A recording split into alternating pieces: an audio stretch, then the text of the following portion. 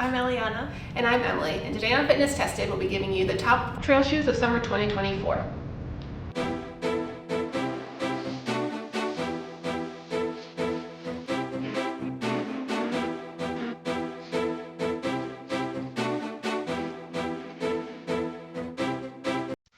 Alright, first up we have the Challenger 7. They updated the mesh upper here, and it's a lot more breathable compared to last year's model. They also increased the stack height and changed up the foam a little bit. It's going to be a very similar feel to the Clifton, which is their road shoe. Moving on to the outsole, this year's design is modeled after a gravel tire with lug spacing to provide an overall increase in traction. So I normally run in the Hoka Speedgoat. And I'm usually in the Saucony Endorphin Edge. Compared to the Speedgoat, it's definitely a less aggressive traction, which makes it more of an all-terrain shoe. You can use it on pavement a lot better. I would agree, similar with the Endorphin Edge. It's also got, typically I have that carbon plate in there, and so it's a little bit more versatile on as a daily trainer and on roads and on trail. I would also say it's kind of a stiffer shoe. The toe box fits a little roomier than my Speedgoats. But actually smaller than my Endorphin Edge. Kind of in between. Yeah. All right, so the Hoka Challenger comes in at $145.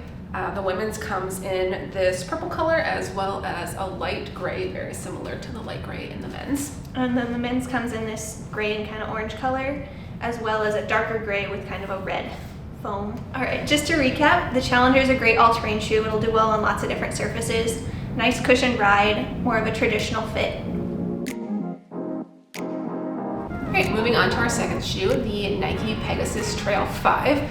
Still has the React-X foam that previous versions have had, but the modifications to the upper mesh include a more tightly woven mesh to make it a little bit more durable in the high wear areas, while also maintaining that breathability. As far as the outsole goes, they decreased the rubber, making it quite a bit lighter than the previous model. It's more of an intro level shoe, so not as aggressive compared to something like the Zigama. You can transition pretty easily from trail to road. So when I first tried this on, first thing I noticed was the cushion in it, which is like a lot higher than what I have in my normal trail shoe, the Endorphin Edge. It felt really nice, but it also made me feel like I might be a little bit unstable on a trail actually. I agree with that. It was a little bit narrower of a base compared to something like the Challenger, and narrower in the toe box as well.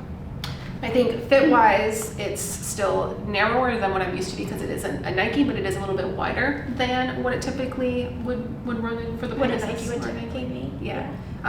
Still a little short though, so I would recommend sizing up a half a size. I also sized up a half size.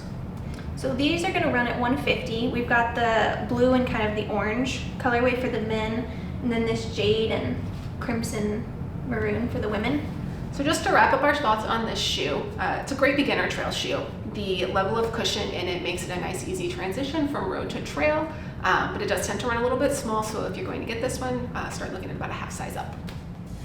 You can find these shoes in any of our stores or online at shop.fitnessports.com. Thanks for watching Fitness Tested. Please like and subscribe.